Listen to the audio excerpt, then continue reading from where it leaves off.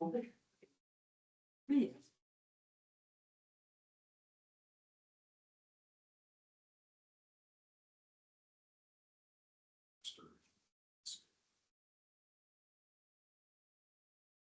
I want my own clock. Stand and say the pledge, please. I pledge allegiance to the flag of the United States of America and to the republic for which it stands, one nation, under God, indivisible, with liberty and justice for all. Welcome to Monday morning's meeting. Before I ask for approval of the items, I believe that we need to amend the agenda. Is that right, Chris? Yeah, it's up to you guys. Mr. Brisland had submitted an email with some photos and I forwarded that to you regarding some trees. Would like to add that for discussion.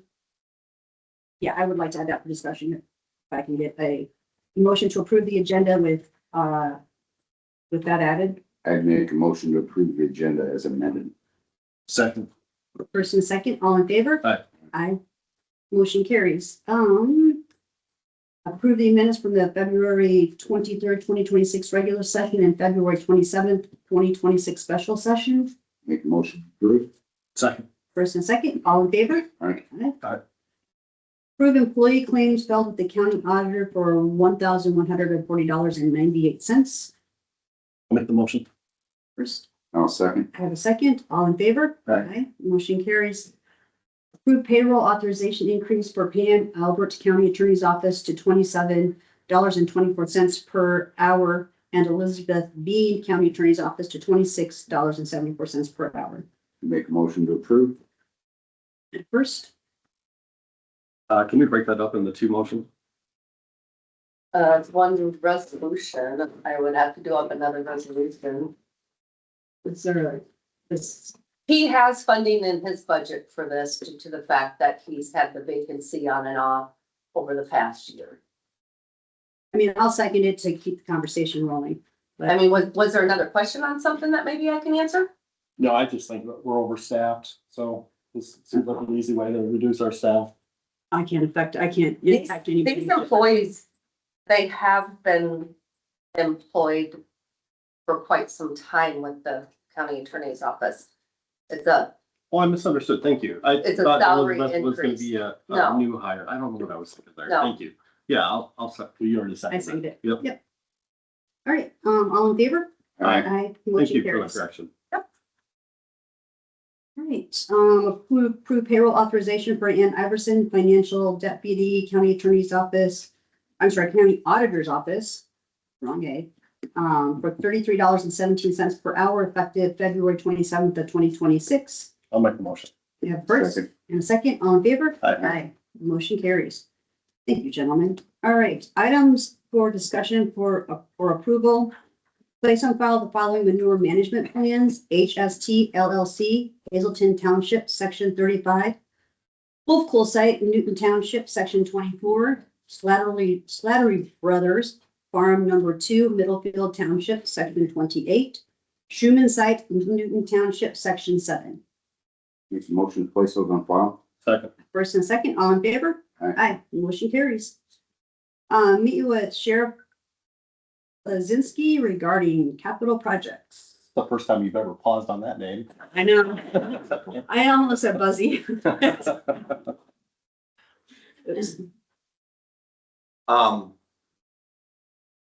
Rocky was over.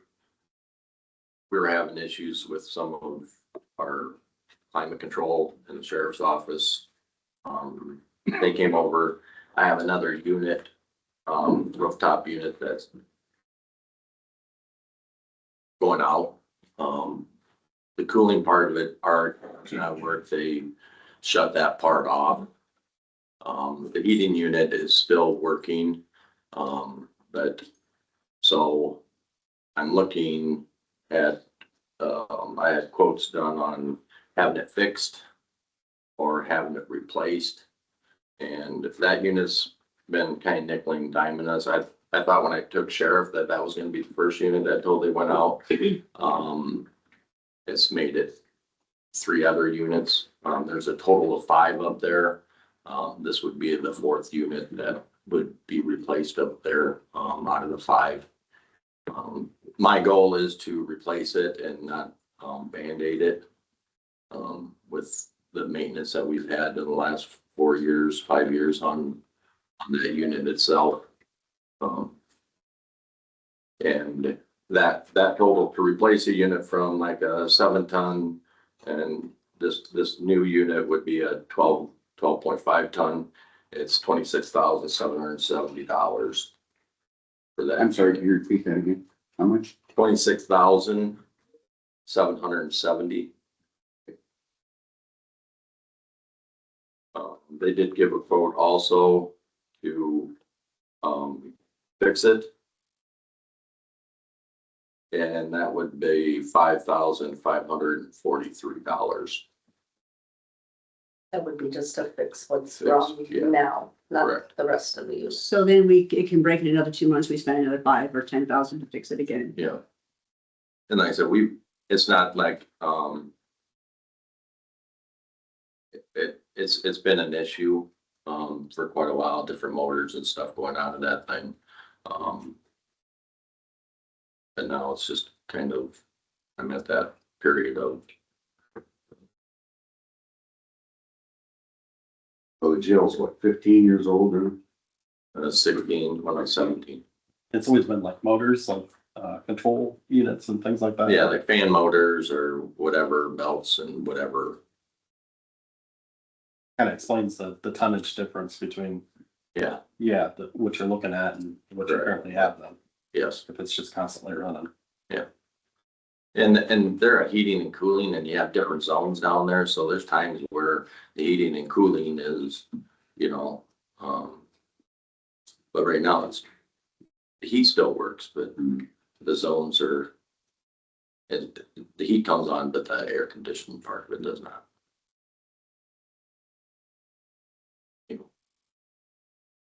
I think it makes sense to replace it since consider the That's- age of what they are. Yeah, I was getting to the point of, 16 years old and 17, so. Did we set money aside? I know we set some money aside last year, and I think we have money set aside this year too. Are we gonna use that in reserve? So Kim and I visited about this last week. Originally for the FY26 budget, that you folks had put money in the capital projects fund for the jail. However, until we transfer from like the general fund to that capital projects fund, because capital projects is not a tax asking fund. And so we didn't budget at the transfer, so it's just kind of sitting out there, looks good on paper, but there's no money there. So for the FY27, what you guys did in the budget, if you remember, is I think 45? Yeah. 45,000 to go to that capital projects line from the general, Okay, but that's not until after July 1. So when we were going through line items, there's still plenty of funding left in the capital projects line of the general services. You guys had, for FY26, had budgeted 150,000. So that's an option. Kind of what I would like to see you do, even though I don't have a say, we still have ARPA funds that have to be used by December 31st. Currently the fund balance is $319.24. There's 39,000 of that has never been spoken for. Well, on my to-do list currently is to go through what's been spoken for and what we've spent. Like, for example, with him, was it the camera system? Yeah. Camera system over in the jail, you had allotted a certain amount. I don't have the spreadsheet up in front of me, but a lot of that funding came from the mental health service line. So that money was spoken for, but never got spent. So we do have money in those ARPA funds to be used. That was kind of the way I was leaning for budget purposes to go through. what do we have left in capital improvement from the general? I don't have. Because I'm almost wondering, because I know that, the funding for the ambulance with that bond is gonna be short because there's, stuff as the ambulance director was going through that wasn't accounted for, or wasn't taken into consideration. So I'm almost wondering if we could use the ARPA funds for that, for the ambulance fund. I guess I'm confused. What part of the ambulance, or that's gonna come from the internal loan and the bank loan? Right, but if we go, there's no room to go over that bank loan part for the startup costs. So I was wondering if we could use the final, all we had left of the ARPA funds toward the ambulance to get it started, which technically it should have come out of that anyway to begin with, and we wouldn't be here today.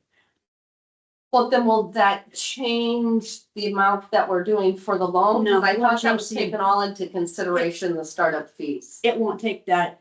What we had was startup fees from the EMS Association. When you go back through and you start detailing out and you start actually getting the quotes for the stuff that's needed to start up, then there was some stuff that was inadvertently left out and some stuff that comes in later that budget. That's complete news to me. I had no idea that was going on. And I was going off the budget that was submitted from the EMS Association and that you folks approved.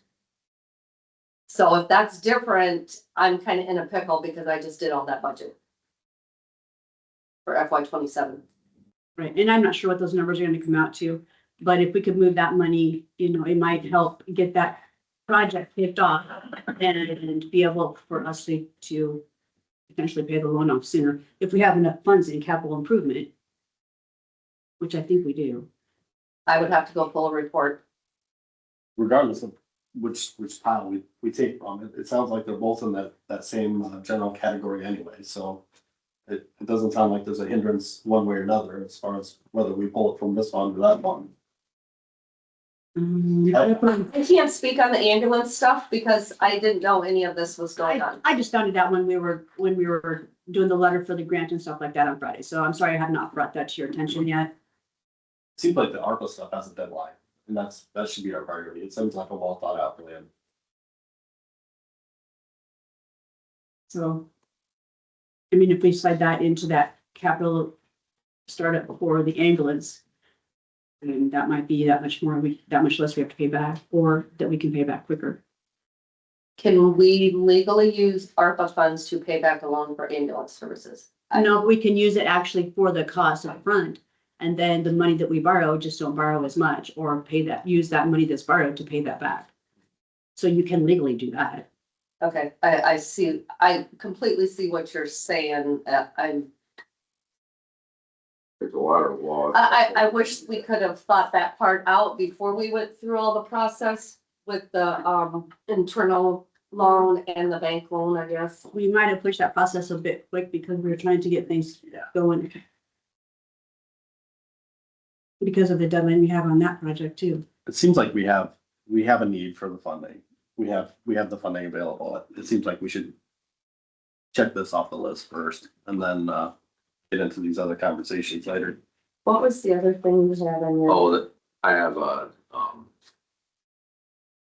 the booking counter project that's going on, that is funded in two things. Our commissary funds are paying for half of it, then that capital gains or that capital improvement line item is what I was planning on using that $12,000 for to redo that booking counter in the jail area. I have that line item. I'd like to make a motion that we approve using the ARPA funds for those two projects, and if second, then we could discuss it. Before we go. Yeah, I'll second. Wait, Chris, I think you got a great idea. Well, and it's just sad we've had to push that project forward with the funding when we didn't really know what the finalized budget was gonna be. I mean, we knew that we were gonna we could have maybe just done the loan for ourselves at first and then waited to do the bond. And cause I have suggested using ARPA funds before to kick that project off. I've just suggested it more than once. It just seems to fall on deaf ears. Maybe I'm speaking out of term, and some of them projects that, like, the, camera system, the DVR recording of in the jail.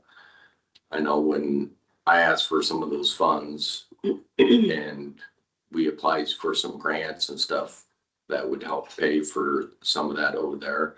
So I know the total that I asked for and what I actually used is quite a bit lower than the funding that I had from that. Okay, the building slide, you have 123,619, and in landscaping, you have 10,000. I do not recall off the top of my head why you budgeted 10,000 for landscaping. I don't remember the project. Weed spraying, stuff like that, What's that? weed sprays and stuff like that. And then there's a part back by the downstairs door that will probably come under that. We had poured. When we did the drainage down there at one point in time, what we did was we just have the drain going down to an empty hole that goes to someplace else. Well, the water, when it comes off the roof, and especially in the wintertime, doesn't hit the empty hole or doesn't hit that hole, and it goes into the sidewalk, and then it freezes and it becomes a trip hazard. So Is that at the north entrance? it is at the north entrance. So if we could just get rid of that concrete, fill it full of rock, we would and eliminate that trip hazard. We'd still have the sidewalk there. So that's where we're at.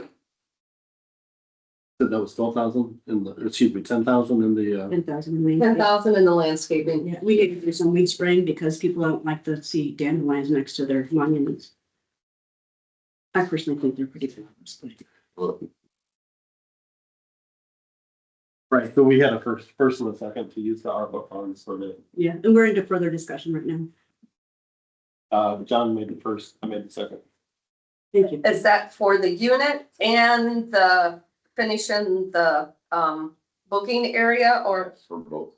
okay.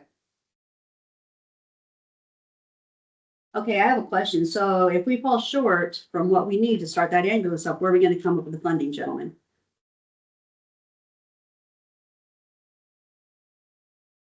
Give me another conversation another day, but yeah, we need to come up with options. So So We is, have the revolving line of credit. Yeah, so that's the backup. so But is we there, can't use it for those sharp costs. Remember what? you can't use them for, I you can't, can't use the internal loan for the equipment to Right. purchase. and that's the part we're going to fall short on.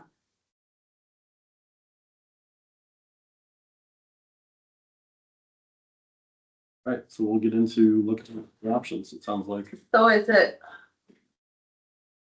I guess I can sit down and talk with Kim. Is this something that we can look and research for a week and then get back to? Like, do we need to do this right now? This first I heard of the short change of the ambulance, so I have no idea. Right, and I heard about it on Friday, so I'm sorry I didn't get with you Um, sooner. But then again, Yeah, that really stinks because it's basically everything you guys have done for the last month regarding these loans could be out the door.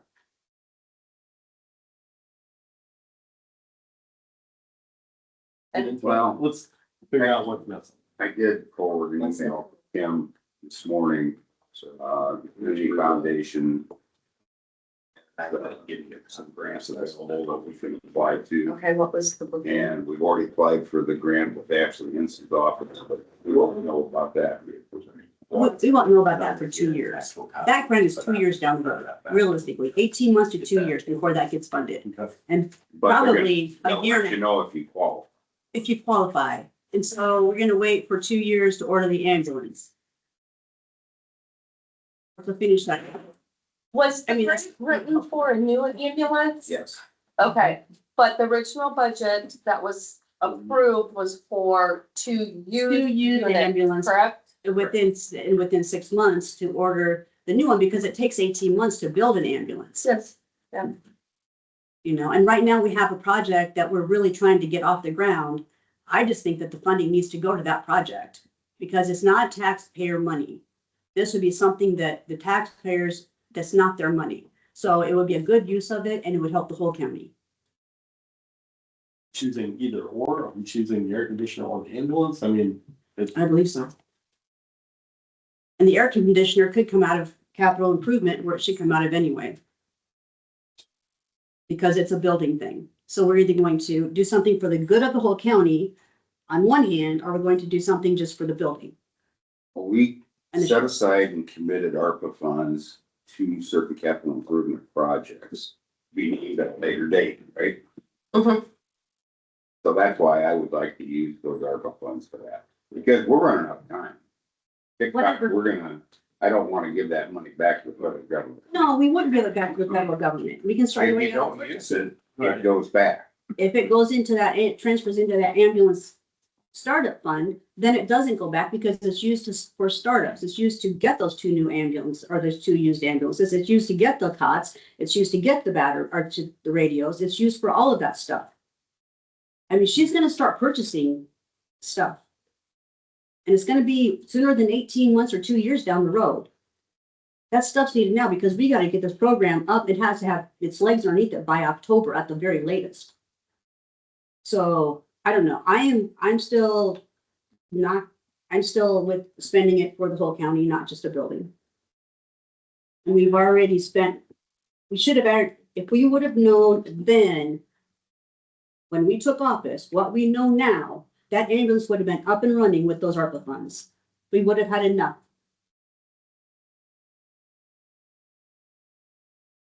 That's my 2 cents. I'm still on the same path where we use the ARPA funds for the air conditioner, and we still need to have the conversation about You're talking about cash flow for the ambulance. approximately $35,000 to $40,000 from those ARPA funds, which is gonna leave quite a bit still in there that we could use down the road for the ambulance. I would like to see us use for something we already know what the total is and help Scott out so he can get that accomplished. Yeah. Down the road, there's gonna be some of those units that are gonna start failing again, and it'll be one at a time. We should hope. We got one more old unit up there after this one. Then 5 should be replaced. Yeah. All 5 will be replaced at that time. This will make the 4th one. Then are we gonna start saving up for the next time they break down? So we'll have Oh, this situation again. That's kind of the goal, and a couple of years ago was, putting that 45,000 into that, and something that can carry over from year to year. It's just, we haven't carried a lot over. Yeah, it's inevitable. Well, there's Because been we no have- money that's been put into that capital projects fund for the jail since the jail was built. But I thought 2 years ago in our budget, we set a line item aside for capital projects for that jail to start saving Yes. money to replace Yes. this. And as I explained, we have, in order to put money into that fund, because it's a non-taxing fund, we have to pull it from the general fund to put it in there. It's a fund transfer, just like, we do for secondary roads. We pull from the rural and put into theirs. We pull from the general and the general sub to finance EMA. So what happened is that money got tossed in there, but nothing was budgeted to do the transfer to put it in there. So who missed that budget? Who missed that transfer? If you want to blame it on me, blame it on I'm me. not blaming it on anybody. I'm just saying, so it doesn't happen again. How do we make? That's why how do we this remedy time, the that's why situation? for FY 27, there's money taken out of the general and putting it into that capital projects line specifically for the jail. Also our general capital projects line.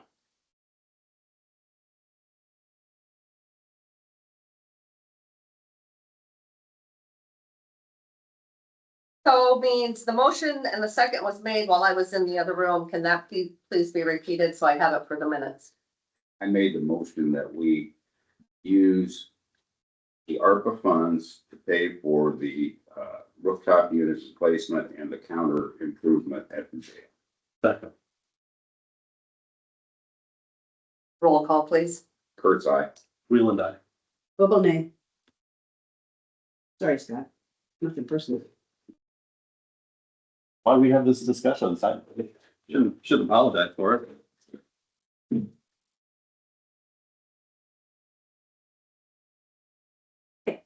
And then still on the back side of my agenda, facts and figures. Let's discuss calling the alarms. Thank you. over the last week, we've had several alarms triggered. And as resulted in calls either going to me or one of the custodians I mean, or Dawn. And they're unusual that contacted Hawkeye Alarm today to have them come out and take a look at the system because they'll set it off and then seconds later it resets. So there's something going on. and so when you got the calls, did they tell you what zone it was? I didn't even get a zone. Like last summer when we got a call and it was so hot out, at least I got a zone and me and Scott were able to walk around the building and make sure that nothing was on fire or something, but. They told me it was it was the gas detector. I'm guessing it's the CO2 gas detector. That one, but it doesn't show it. The alarm panel, when I went down and checked it, everything was functioning fine. And like they said, it reset almost immediately. You said that the phone calls, they're calling the zone and Yeah. things like this, okay. It's like a robocall. So I'm not, okay, good to know. I'm not getting these calls, so it sounds like we need to review this process or decide how we want it to. Well, that's why we want to talk about the calling tree. Who do we want notified when that goes off? Well, my thought is it's a security system. And if there's somebody that's broke into the courthouse, I'm not gonna be the person that's gonna wander around to find them. That's not the sheriff's office does that very well. I mean, that's Well, we're here 24/7. right. I assumed, I know that like public health, those things, they're alarmed. They're called in to our dispatch. And I don't see why this couldn't be set up the same way if there's an alarm going off, especially after hours. And you could still set it up to where all or one of you are also, I think, contacted. But sometimes the best is our dispatch deputy, even a city officer, if they're close enough, can come over and in the middle at 2 o'clock in the morning at the. Well, the first call I got, they wanted to know my alarm code. And I said, We don't have one. I've never had an alarm code. Well, he said, yeah, it's on your yellow card. Well, the yellow card is pasted on the front of the alarm board downstairs. So you have to go down there. So I couldn't do that from my house, okay? And so I was a little frustrated and said, well, I'll come over and check it out. But I called dispatch to see if they could give me more detailed information, because this guy on the phone wouldn't give me any detailed information without that half code. And I talked to dispatch and they hadn't even been notified. Right. They should be Maybe first. Yeah, and they should be the first line. And I live the closest of any of us. So I'd be more than happy to be the second person to call. And maybe Ben Bigler is the third if it's a mechanical thing. I don't know. I don't want to call him Lyle and expecting him to trek all the way down here to check out a false alarm. Right. Oh, and it's sad to say, but probably about 90% of alarm calls are false alarm or, somebody didn't put in the right passcode soon enough or whatever. And I guess our policy is, like a lot of these things. And I think Ty and, Griffin, I think when they get alarm out there, they get notified also. But that does come into dispatch also on their end.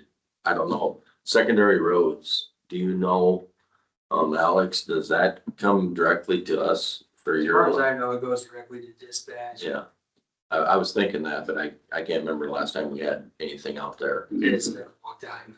And I thought we had discussed this once before and they were supposed to be going to dispatch. 'Cause I know like, I think the discussion was held, but I don't think it, ever materialized. Changed. Because I had, at one time, 6 to 9 months ago, about 3 in the morning, I had a phone call. and a couple of years ago, I had a phone call. My first call then was to dispatch And I had them, and they sent a deputy over to check the courthouse Yeah. out. I mean, it was 1 o'clock in the morning. I mean, it makes sense that you're the first to be called. I wouldn't mind getting the notices that even after the fact, so at least troubleshoot with what mechanical issue. Well, a lot of times if, you know, we have like in dispatch for those things, and that's totally how you want to set it up as far as Hawkeye and how they put it out to their notify their third party that sends out the notifications. A lot of times, if there is something that needs to be notified by a key holder or something like that, dispatch will make that call instead of the alarm company. So alarm company will call. We have contacts for emergency contacts under in our computer system for like the courthouse. It's like, hey, you get alarm or whatever. You know, all three can be contacted, or if there's need to be. There's times where we come over, we check things out. You know, with this type of situation, we may not call you at 3 o'clock in the morning saying, hey, we had an alarm. We went over there and checked everything out. There's no fire, no nothing. But a lot of times we'll say, hey, just get a hold of them at 8 o'clock or whatever. Let them know that there was an alarm, but there's nothing found. Everything's okay. Right. Type deal. So. And I guess to go along with that, when we get done today, I would like the three of us to go down there and I can show you where the alarm panel is and Yeah. explain to you where the code is and everything like Right. Yeah, no, and my personal thought is dispatch should be the people that are called. If there's something that obviously if the courthouse is burning down, I don't need to be notified until after the fire department's here. And there's nothing I can do. I mean, in all reality, there's nothing any of us can I'm do, with you, I hear you. you know, so. I would suggest John and dispatch be the primary. Secondary would be custodian and myself, and then tertiary would be yours, self, and. Well, I mean, we can all three be contacted, secondary or whatever, have dispatch be first, primary, if there's nothing That wrong, sounds good too. then, you know, I mean, obviously if there's something. That's kind of like on the backside, how Hawkeye, you know, when a certain alarm goes off, they're kind of instructed, okay, this primary, secondary, or whatever, so. And that can be set up, I believe, however you guys want that set up. And you have a contact with them, you can set that up. I wouldn't be able to set it up for you because I have not that control of your alarm system. You'd have to tell them how you want it set up. Okay. But dispatch is number one, would be the most, I think, Right, so. yeah, That makes sense, yeah. I mean, it's, somebody's there 24/7. We're the building that's closest to dispatch and we're the one they're not contacted. Yeah. The rest of the ones they are. I guess I That just is can't just- assume they, then you got contacted secretary, but. You okay with that? Yeah, I think dispatch, and then I'd be willing to second, but, Do you know I what think kind is dispatch. showing up? Okay, I do not. Miles can get contact over it. Yeah, it'd be another 20 minutes before I could get here, so it makes sense that you'd be first. Right. How it's out. When I lived in St. Louis, I had to drive 45 miles one way to respond to an alarm call. Ridiculous. Yeah, But they had Knox boxes in all the buildings, so they, law enforcement could access to the fire department, whoever, they could go in and check things out. But I had to go through the made it short name. In the beginning, did you say you were getting multiple false alarms? yes. Yeah, we have something, one of the sensors or something I'm assuming is wrong. Is this goes through internet, I'm assuming, right? Does it go through internet? Does it go through internet though to the alarm itself? If, The communication, yeah, so the alarm would pop off, whatever the alarm code is, and then there's and then it communication goes to relayed somebody to gets the a phone call, internet. but that must go through internet though, right? Communications, yes, ma'am, internet. So does the alarm go off if there's a blip in, let's say, the network? Because ours does at home, our alarm, our sump pump alarm goes off if there's a blip in the network, which we've been getting multiple ones lately, and that's why I'm asking. That's an interesting Because they're messing question. with, That might be something we talk to Jason about. Yeah. Cause I know my internet, once in a while, home will go off, let's say you were disconnected from the internet and then a few seconds later it pops back on again. Right. we will get I it. would say if it's a glitch in the internet, we'd have a heck of a lot more alarms. I would think. Yeah. Could be wrong. Good Still point. worth looking into, yeah. Yes. Thank you. Right, so do I have a motion on this? I'll make a motion that we modify our calling tree to have the first announce go to dispatch, second me, and third be the other two supervisors. Sounds good. I'll second. I have a first and second, all in favor? Aye. Motion carries. Did you want to be on that list too, or not?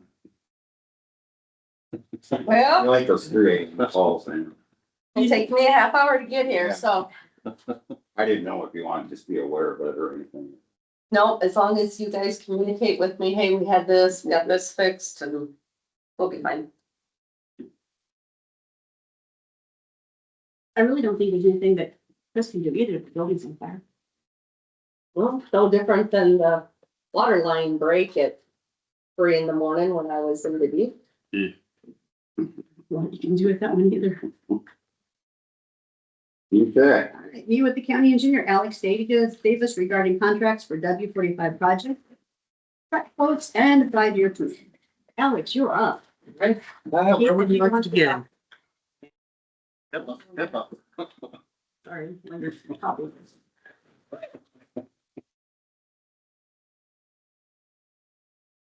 well, shall we talk about the W-45 project first?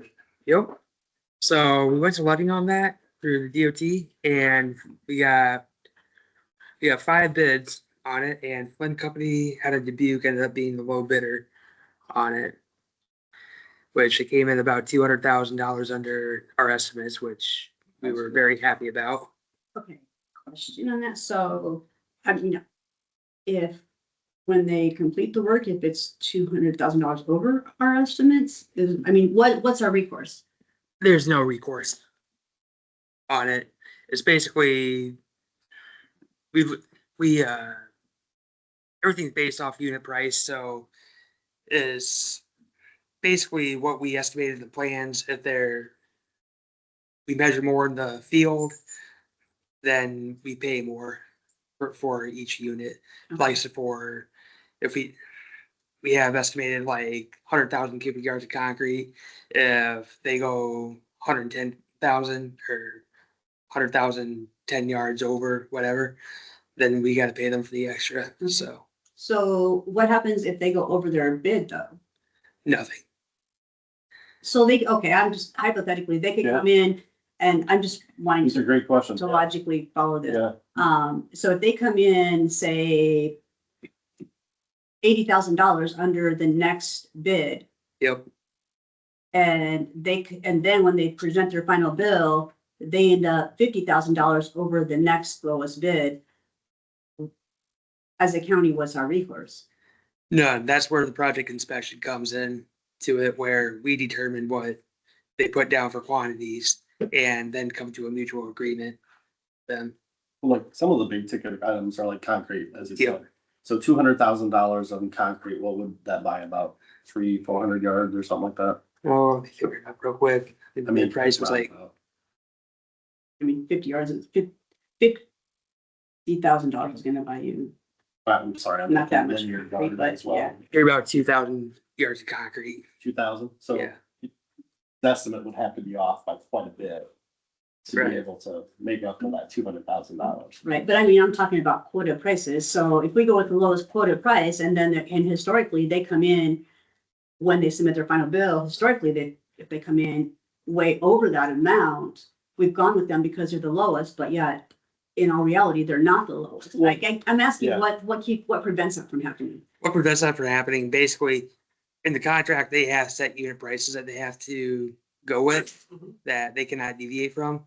Okay, And with that, that's where our project inspection comes in, where in the field, we have to measure the quantities.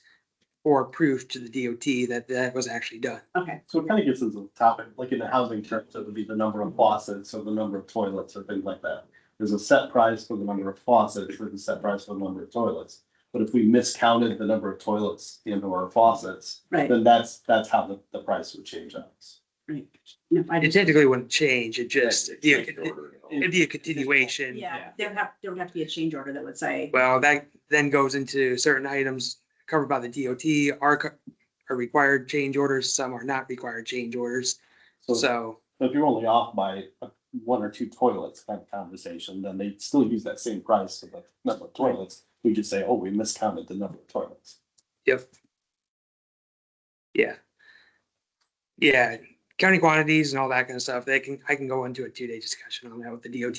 It's, I just was curious if there was some kind of, so it sounds like you, as long as they've done what they are supposed to do, they should Right. come in pretty close to. As long as we guess the thickness and then the length and that type of thing, that's. the overage is always factored into concrete overlay quantity. We usually figure about a 14% overage. So, Bob, I have a question, just in talking about the change orders, do you have routinely meetings, for example, like when build a new schoolhouse, we always had certain dates, we had certain meetings, so that way we could approve the change orders to discuss, so do they do the same thing with this or not? with this, if a change order does happen to come up, there are no set dates. It's just as something comes up, it gets ran through the DOT for their approval before it comes back to the county. Co-assets, okay. Yeah. Right, so we have the W-45 and you have one that's the lowest. Now, what was the name of that company? Flint Company had a Dubuque. Alex, may I have the total amount of the project? Total bid was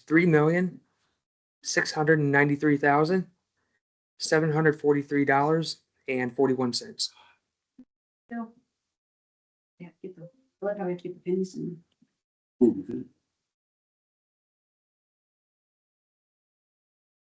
So that's who's gonna be doing the. Yep. Did you need a motion on that or that all approved? I need a motion on that, and then Oh. after the motion, I'll have to send you instructions from the DOT on how to approve it through their Doc Express system. So that's approved by the chair then?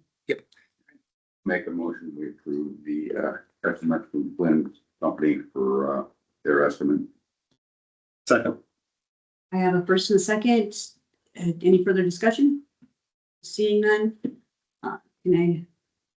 we need a roll call since it's monies or not? Is there a resolution that should be done on this, Alex, or just board approval? Just for approval. Okay. No. All right, all in favor? Aye. Aye. Motion carries. Okay. All right, so Alex, you're still up. Yep. Would you want to do 5-year plan or the trucks next? Let's do the trucks. So I sent Chris a updated email this morning. There was an error in the spreadsheet I sent out on Friday. I don't know if you guys got it or not. If not, I've got copies here.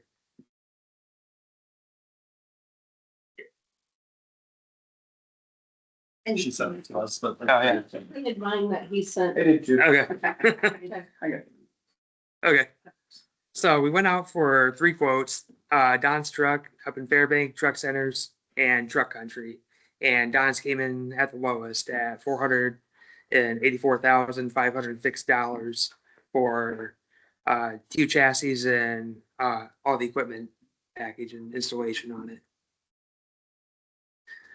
And this is the same truck, like the same brand and the same engine and everything, right? Yes.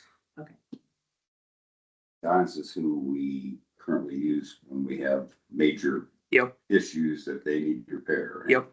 That's who we use. Great. And Need a then, motion to approve this? Yep. Yeah. Make a motion to approve Don's truck for the 2 dump trucks. Second. First and second, any further discussion? All in favor? Oh, I do have a question. So are we trading our old trucks in or are we keeping them for parts? As of right now, I think we're keeping them for parts. Okay. Yeah, because we did not have traded on this quote. and this is for the FY 27 budget. Yes. Yes, because it's Okay, gonna that's be October, November before we actually take Get 'em? possession. Yep. Okay, So are you staying with the same, thing that we had in the past where the people get to pick out their own trucks? Yep. Colors? They get. Yep. Awesome. Good deal. I like a colorful fleet. Okay, all in favor? Aye. Motion carries. And then our 5-year plan.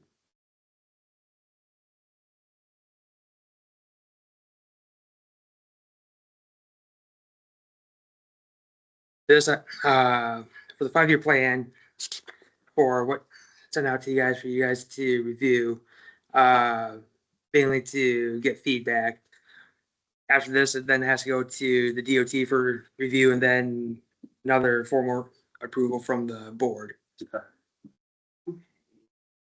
And when did you send that out, Alex? I sent it out on Friday.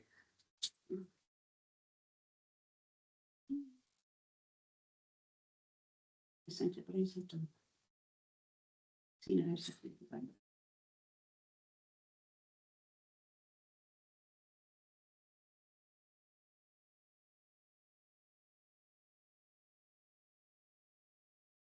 Did you send that to Chris or did you send that to all? of us? so that's all of you. From Chris. So valid. That's, okay, that's the name I'm looking for. Thank you. Yeah, yeah. I did that too.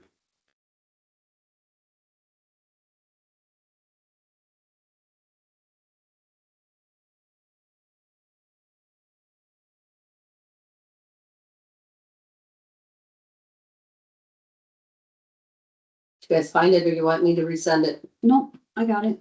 Okay. It was sent Friday morning at 9:41.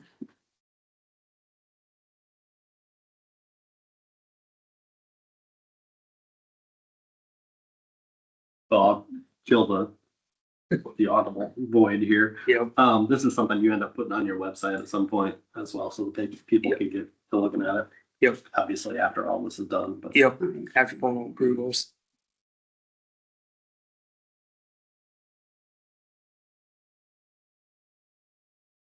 So the 27 is in yellow. The blue is the 28, fiscal year 28. Yep. And I love the typing on this, Alex. Thank you. All easier to read. It is. Were they written in the years past? I guess I didn't know that. Yes. In Brian's flowery handwriting. And then the 2030 is in kind of orangey melon color. Yep. Awesome. Glad you can see those colors. Oh, I'm so sorry.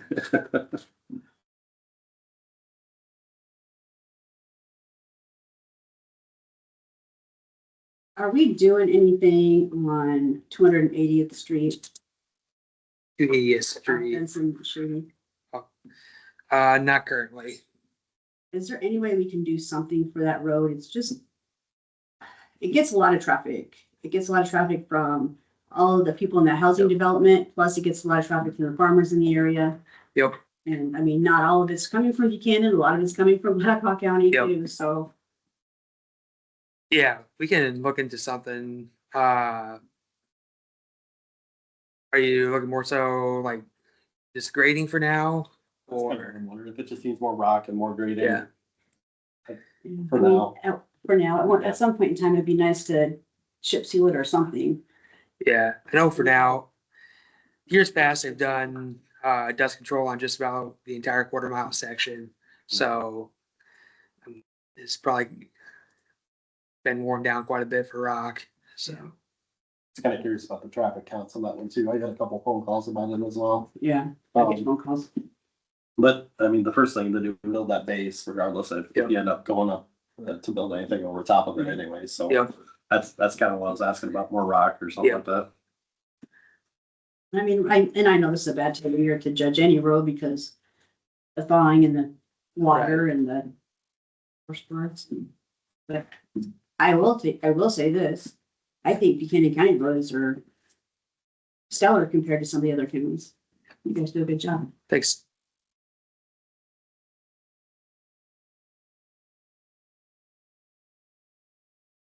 What was the surgeon on 280th? I think they're just gonna put more attention to it on maintenance, Yep, unless you got. Yeah. Other ideas. or it's on the maintenance side Well, instead we of need stuff. to coordinate with them also about when they're gonna put their dust control and, Yep, Are we gonna do that this, or do they? well, we do that every year, I guess. yeah, yep, we do.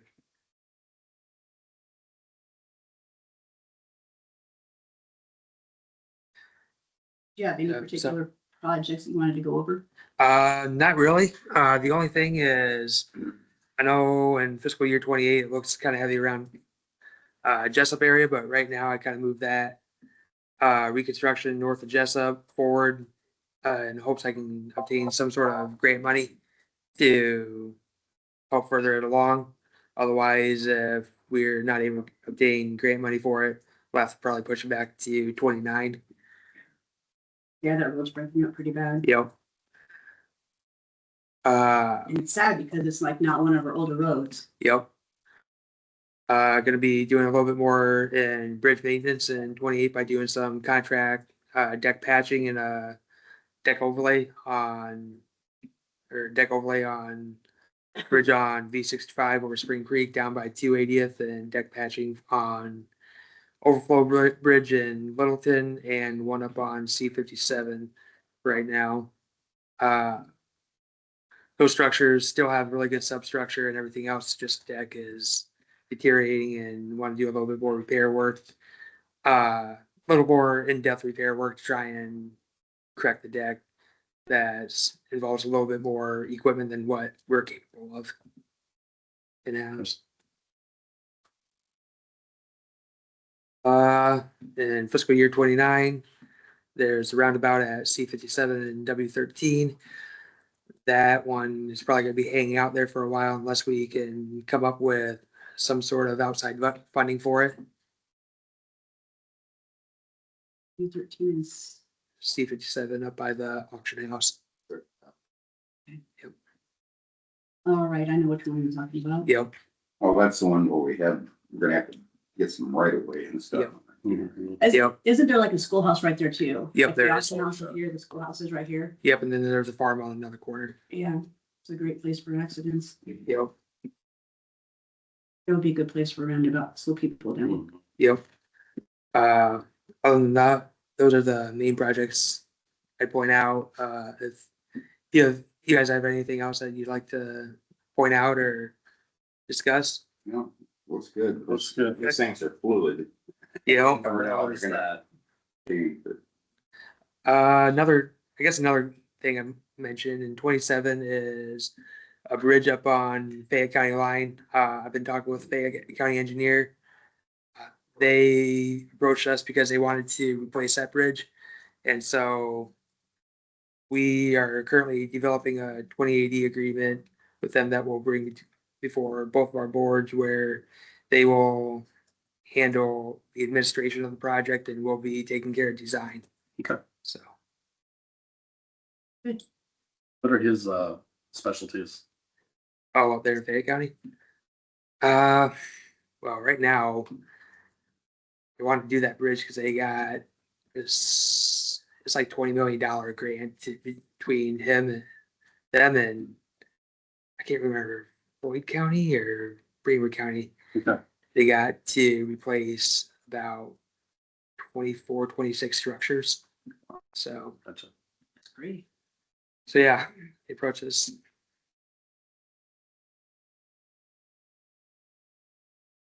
Do we need I don't think we need a motion on this because it's a fluid plan, correct? And it's something. yeah, we don't need a motion right now on it. I'll have to send this off to the DOT for their review. And when they come back with the okay, then we'll need a formal motion. Okay, So, sounds good. thanks, Yep. Alex, good job. Thank you. Yep. Appreciate no it. problem.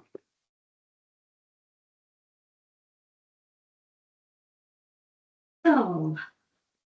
We're up for board and commission updates. I was a busy beaver last week. Back this. On Tuesday, I had economic development.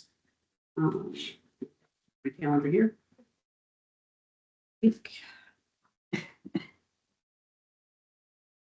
Yeah, so we have the Economic Development Commission, their We approved their financials, of course. There was an update on the LEAD program. They didn't get enough participation, so that program's gonna be canceled at this point in time. There is the Rise Rural Summit that's coming up, and that's in Dubuque this year. Economic Development Conference. Oh, sure. I went to it last year. It was interesting, very interesting. And they did introduce the Director of Tourism at the meeting, and the next scheduled meeting is going to be March 17th at 5:30 at the EOC in Independence. So that was pretty much it. That was followed up by the assessors meeting, which took a whole whopping 5 minutes, I believe. Because we approved his plan. And that passed by with all of with the school board, the mayors and the county. So we did approve that budget. And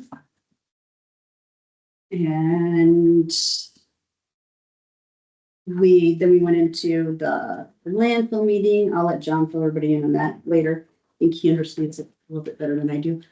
And so then on Wednesday, we had a webinar on understanding different personality disorders and what to watch out for.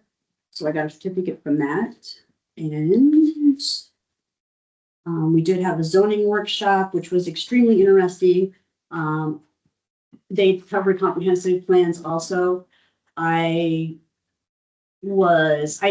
we had made the motion to do the comprehensive plan in-house, there was some pushback on that, but come to find out from Iowa State Extension that most comprehensive plans are done in-house. You know, to outsource in a sense, spent the $30,000 or to $35,000 to do a comprehensive plan. Most counties don't do that, so I was excited to hear that. Well, I think they even said some counties were paying over 100,000. Yeah. Which is scary. Yeah, that's a lot of money. There's a lot of other stuff we can do with $25,000 to $30,000. And they went over, there's a couple bills at the end of it. They went over House File 2580 and Senate File 376 about energy siting. There is a House File 2442 that's going to invalidate county zoning and allow Wild Wild West into everybody's backyard. You know, so without zoning regulations, then you have people building, I don't know, landfills next to nice houses. So we need to watch out for that one. That was pretty much it on that. Next up was the Eastern Iowa Alliance, Disability Alliance, or for short, DAP, District 7. That meeting was Thursday, the 26th. It was a couple-hour meeting. It was held in Cedar County, so it's a big region. I did zoom in to that, and we did approve the minutes. We went through the conflict of interest review. There was nobody with conflict of interest that I knew of anyway. And we did the financial reports. The state is sending their money right away now, so this is good. There's no longer a lag. And they're looking at signing an IT information technology contract. Did they say who they picked or? There was, there's only really one, is ITF. Okay. So ISAC doesn't outsource their stuff yet. So they did pick that. We had to sit through the HIPAA training again. Good times. Oh yeah, that film just never gets any better. And I'm going to get a binder of information on the board itself. So that was pretty much it. We're establishing quarterly meetings, so the next one's going to be May. That's it for my updates. Do you want to give yours? I think mine's going to segue into that tree shops conversation that we put on the agenda. Yep, I got I'm you. sorry. Yep, I got Thank you. you. Going into what? Yeah, Walnut trees. Walnut trees. So you skip over that? Yeah, I forgot, I didn't write it in, Oh, okay. because I was following my agenda down the thing. My bad. Okay, well, Don mentioned, last Tuesday, we did have our, assessors meeting, and like you said, that went very quickly. Not a whole lot going on there, except that we will be doing a total county reassessment. It looks like it's gonna be in 2030. We're gonna contract with Vanguard and have them come in and actually assist us doing it so that every property is looked at. Which is good because it'll more accurately, determine the assessed levels of each property. And some will go up and some will go down, which is badly needed. And it hasn't been done since the 90s. So think about that. So that'll be a good thing. Other than that, it was a pretty basic meeting. Buchanan County Landfill Commission, that was pretty interesting. Went through their financial report and landfill update from the director out there. Our leachate, when it was tested, was really good, and we have been cleared by the DNR where we don't have to report to the state anymore on it because our results are so good, which is awesome. We renegotiated the contract with Henderson's to haul the leachate for us, and so they will continue doing that. Can you explain leachate? That is the substance that drains from the landfill because of rainwater and snowfall, whatever it might be, that works down through whatever's in the landfill. We have a liner and everything in there, but it collects and it has to be pumped out and emptied every so often. And that happens at every landfill. But that's one of the things that they monitor. And we used to have to send monitoring results into the state. We don't have to do that anymore because we got the clean bill of health on it. We still utilize the Independence Wastewater Treatment Plant that helps analyze all of our samples for us and gives us the report on it. Is that kind of? Thank you. Yeah, because I didn't know what it was until I went to the first landfill commission meeting. if they're bad, so it's the decomposition of the landfill, so Right. that's the kind of thing that you wanna control, and you don't want it to kind of back around that foundation, because otherwise it would weaken the walls of the landfill, so. Hearing that they're good counts and good volumes, that's amazing.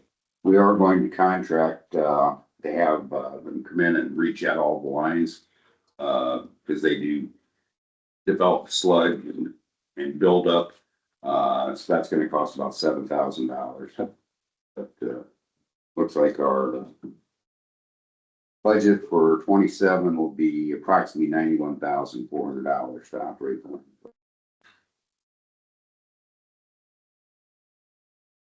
Then, I guess it was Wednesday night, we had,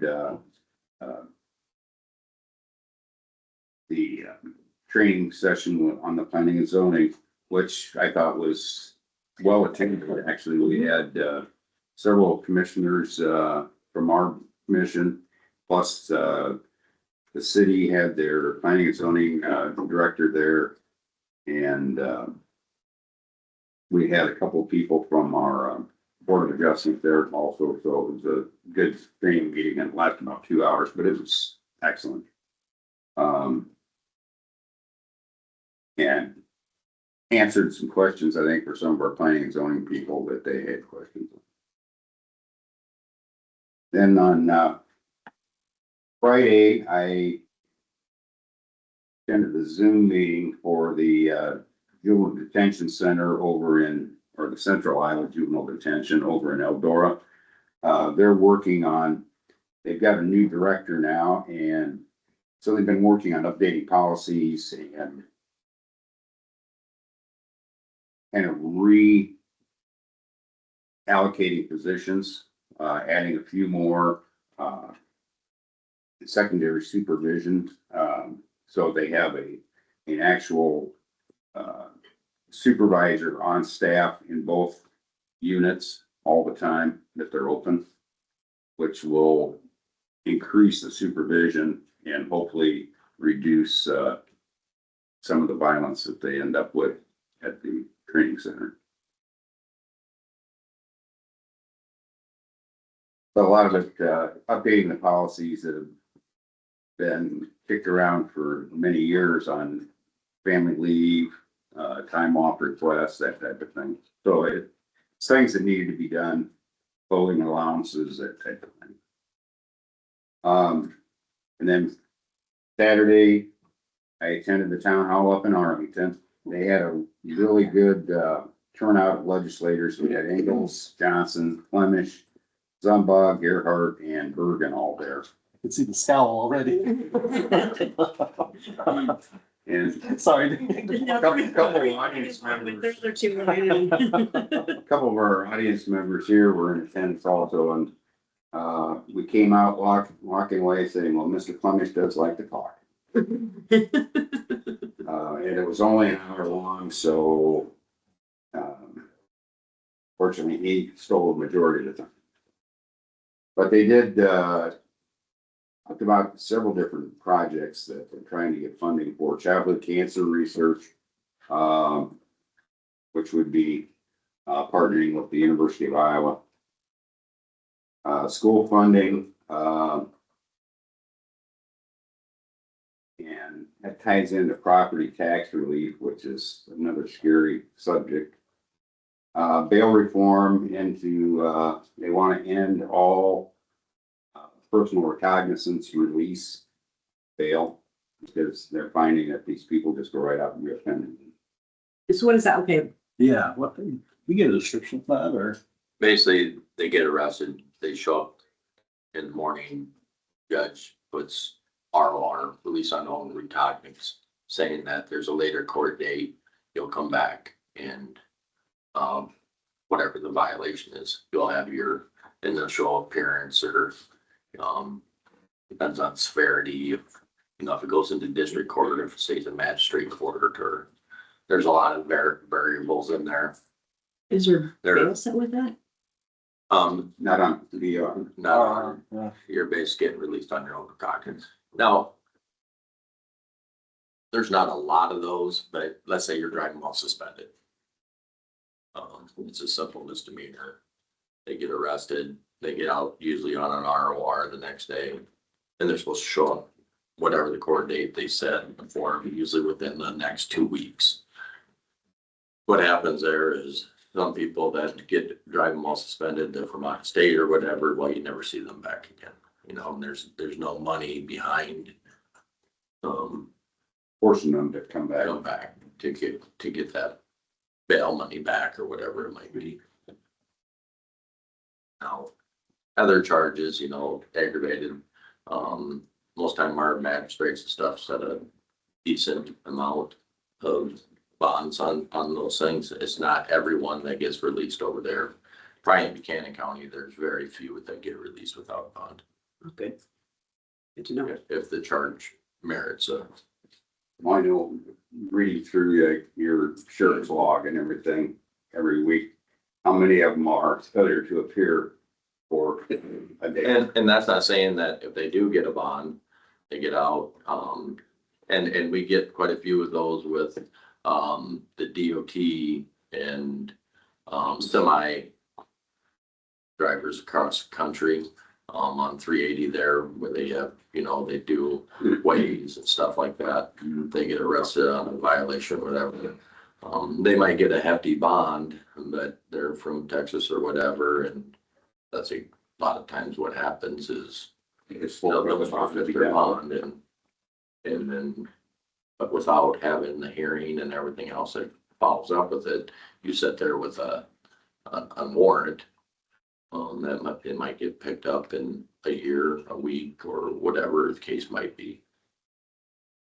Yeah, thanks for Let's see. I guess my biggest takeaway from Saturday's meeting was the lack of empathy toward local control and home rule. It's gonna affect the cities as well as the counties. State wants total control over these things, and to heck with what so we spent an awful lot of time developing ordinances that we feel protects Buchanan County and the citizens of Buchanan County that could all be wiped out with this new legislation. So I'm real disappointed in them. That's a nice way to say it. Um, Made other. I don't know, I kind of feel a little more strongly about it, yeah. I agree, Yeah. It should be done. there was some discussion about, the importance of, property owners having mineral rights to their, whether it's, hydrogen, which is the hot topic right now, if they're signing those rights away. So they need to know what they have and what they're signing off on.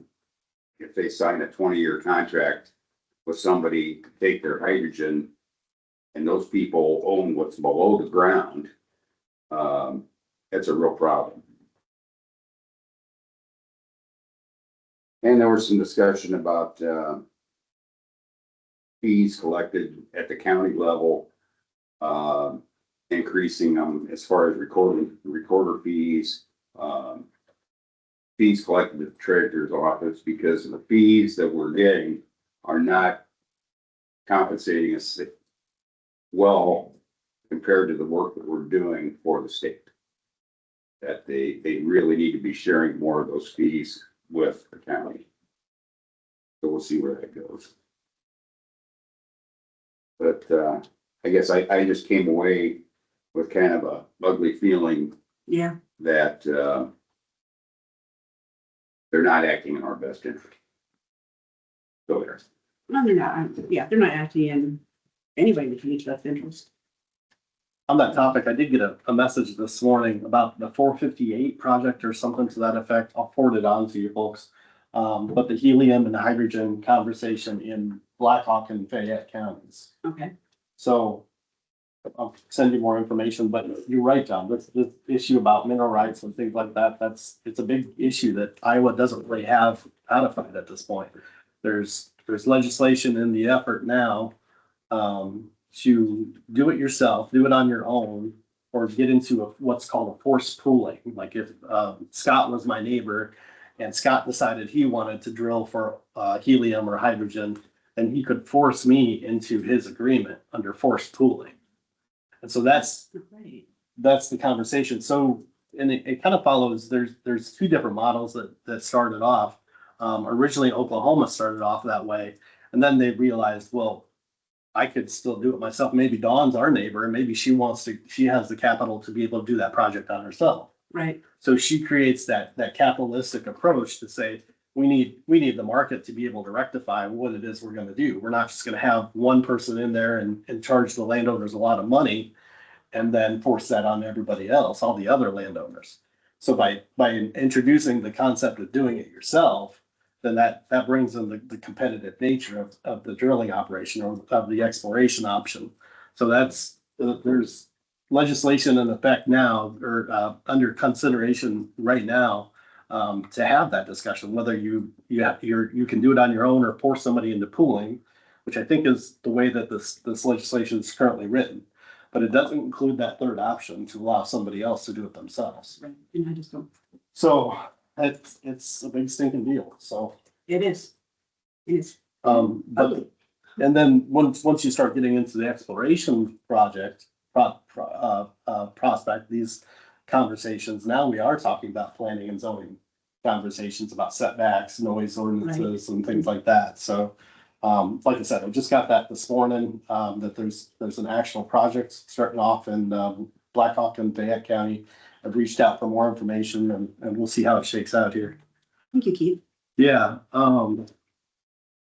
Northeast Iowa Workforce Development Board, we're meeting this Friday for a special session. They're again talking about merging, different, regions. I think the conversation that we had the last time was that we were concerned that we weren't getting enough support as it was. So I kind of pushed them to say, okay, reevaluate your processes and identify how you're gonna support those rural systems. And so they're going through that as well, but this merging of districts has come up again, so I don't see us changing our minds about that topic, but you guys have some thoughts about that. I guess we probably need to get it into an agenda item. Then you asked me to meet with or we talked about me meeting with the fella who won the bid on the lumber stuff. The tenant and the harvester agreed on locations for the treetops, so the tenant out there with Donley's decided that they would burn the treetops and things like that. Give them an opportunity to kind of clear up some areas, especially down, I'm not sure which picture these are, but down towards the creek, there's a lot of congestion, there's a lot of overgrowth and things like that. Okay, you've already seen it, sounds like. I drove by. Yeah, okay, great. So he's gonna have to clear out some areas and it's gonna improve the health of the trees and things like that. He was not talking about knocking down a basswood tree, which would be fine. I think butternuts are kind of the ones that we're real short on population in Buchanan County, and that kind of mistook that for a minute. But once I realized it was a basswood and not a butternut tree, it sounds like a few of those trees could be knocked down and just thrown into that burn pile as well. I think Donley's are gonna do some additional grubbing. Good. In clearing and grubbing in that area anyway, so. I don't know if that's in addition to what he's talking about. I think what he's talking about are those older growth trees that he kind of backed down from 40 trees to 30 trees or whatever it was. Their walnut trees is what he spoke of. Thank you. That's exactly clarified. So I'm still of the mind that those can stay, that they're not gonna have a lot of value, but. I think the ones he was interested in are some of them that have some of that damage to them. And he wasn't sure how much quality wood he could get out of it. But I think he reevaluated some of them, and that's why he's making that additional. Yeah, I mean, he's gonna pay a little bit of something, but it sounds like they're half dead. Yeah. Like they're I'm still. hollow at the They're bottom. hollow towards the bottom. And the email that I forwarded to you guys along with the pictures, there was 15 of them that are in bad shape. He still has his machine out there. That's why I asked to have it placed on the agenda right away. And he offered $6,000 for those 15 trees to have them removed. I think it's. It's better Good idea. than, it's better than having them fall down and then having to have us deal with them or Donnie deal with Yeah. them. And that way, they're down. Whatever's left when he gets done could be pushed into those piles too, and families can burn. I think it's a great idea. If we're talking about bigger amounts of money, I'd probably have reservations about it, but I don't have any problems with this. Okay. I'd make that motion that we approve the request from Bert Lawns to, remove those extra trees. Second. Have a first and second, all in favor? Aye. Motion carries. Good segue. Good. Great. Do you have any other board of commission updates? No, thank you. All right, so hearing none, public comment. You don't have any public comments? Do I have a motion to adjourn? I've got one.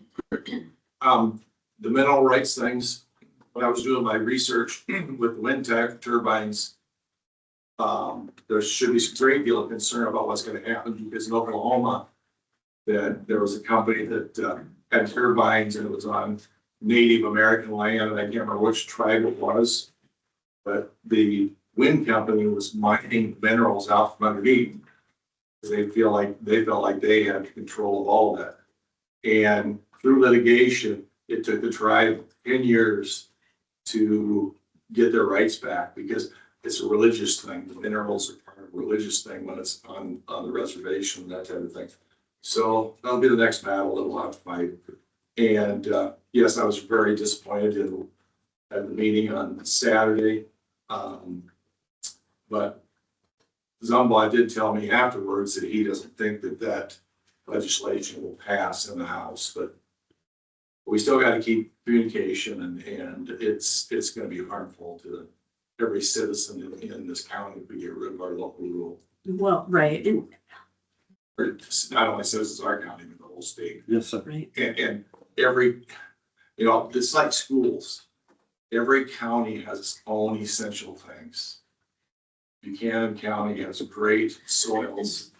And if you go Clayton County, it's not as good. You go out west, the West Hills and those type of things. They don't have the productive farm ground that we have around here. So one size doesn't fit all, and it's a shame if this passes.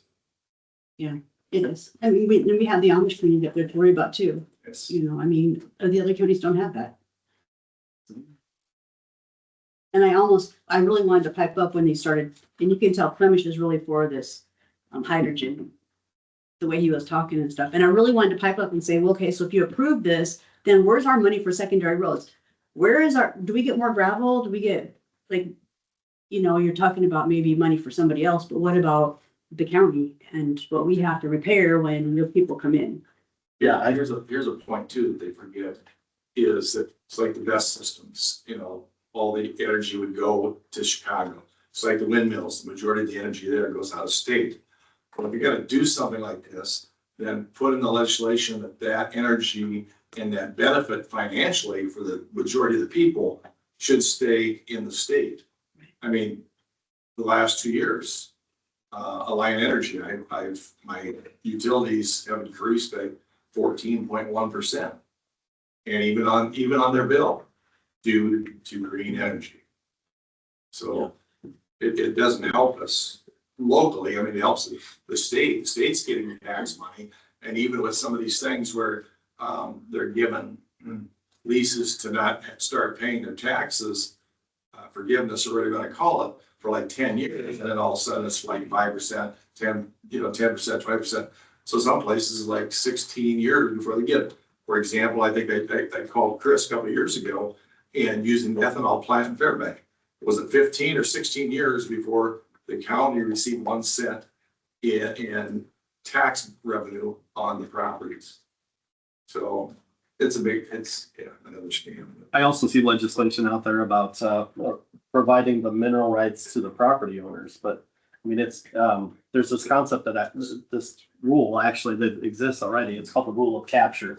So if Dawn and I are neighbors and Dawn starts drilling for hydrogen or helium or whatever, and I start drilling for hydrogen or helium, but my project is delayed, somehow she can still draw from the same pool that collects between us. And that's the rule of capture. Once it gets into your facilities, once it gets into your pipe, then it's your private property. It's not my private property. So I see legislation saying that the county needs to give away this and give away that. And I'm like, these processes already exist. We just haven't figured out, we're not mature enough in these mineral rights conversations to realize that these conversations have already been explained and are well instituted into law. So Yeah, I mean, look at Texas. They probably had this conversation 200 years ago. 1 billion times. Yes, ma'am. Yeah. All right, is there anything else for public comment? Bonnie? Representative Gerhart came over and talked to a couple of us afterwards, and John, you were in that conversation Yep. too. And he suggested that it's likely that the bill will pass the Senate. And he wasn't real sure what would happen with the House, so I was glad to hear what what his feelings were. Yeah, this is a really scary bill, and I mean, we know what's driving it, you know, you follow the money, you know what's driving it. If this passes, if one of the two bills pass, or they merge the bills and they, pass, does the county have any kind of recourse at all? I don't know. I do know they keep saying, well, you know, the House bill would allow counties to opt out of it. Well, the opt out is you have to do a study and how much money that you would potentially lose. And you have to do another mailing because we know we love to do all these mailings at $30,000 or $40,000 in mailing. But to all the homeowners, you have to have public hearings. I'm like, no, this isn't an opt out. This is a war pitting people against each other again. Well, that, and the only thing that's written in that bill that allows you to opt out is to prove that it's a health problem. Well, those are really hard to prove. Yeah. Back to Senator Clemish was speaking, he was saying that people that have wind turbines on their property are getting $36,000 a year income off each wind turbine. No. And that is a falsehood. In fact, we talked with a person that has 3 or 4 of them on their property, and they get an average of $11,000 a year off each one. So this $36,000 is a pie in the sky figure. What if he's got any kind of ideas about, what the insurance costs to indemnify and don't, or like, the property neighbors and things like that? I mean, if you put that on the landowner, and I think that's what folks forget. Well, they all get into this, Commission big on private property rights for the one who wants the turbines. But he doesn't care about the people who live next door. But they have no property rights as far as he's concerned. You know, so if you put on, like you were talking about neighbors, you put on 10 turbines on your property. And my house property taxes stay the same, but the value of my home goes way down. And you lost the right to what you purchased your property for. You know, you can't now put something over here because that turbine is too close. Or, you know, God forbid that turbine falls down. Most companies will have, in fact, I think the turbine companies, something they have like 3,000 to 4,000 feet away that their workers have to stay. Well, my house can be closer. And it just doesn't make any sense. There are, you know, I mean, I'd love to know who wrote this bill, not that I can't take a guess, but, The Senate one, Clemish Lundgren was the one for the House. That's who was behind them, but I'm not sure if they wrote them. I'm sure they didn't write. Did it say which longer? Oh, yeah, the longer. I'm sorry. Yeah. Basically what this bill does behind it, and Flemish is one of the knuckleheads behind it. I'll call him a knucklehead in public. I'll call him worse than private. But he's so arrogant. And he mentioned last year that he was gonna get this done. And he denied that when I confronted him about that on Saturday. But actually, the bottom line is, we're not gonna name it that, but it's eminent domain coming into Iowa. And the utility board, I don't know, you probably work with the utility board, but I think they're just a rubber stamp for big money. So they're not gonna defy anybody if they wanna fight against some of this stuff. So we're out of luck. Just keep fighting the good fight, I guess. All right, is there any other public comments? If not, a motion to adjourn? Make the motion. Sorry. First and second, all in favor? Aye. Motion carries. Thank you, gentlemen. Yeah, it's.